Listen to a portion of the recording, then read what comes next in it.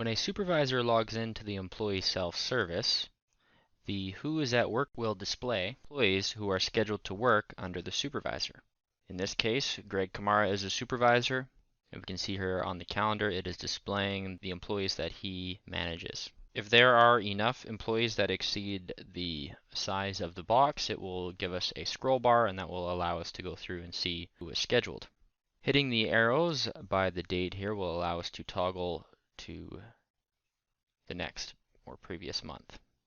To set this feature up correctly, first the employees will need to be correctly assigned to the right supervisor. That is done here in the Defaults menu under Supervisor.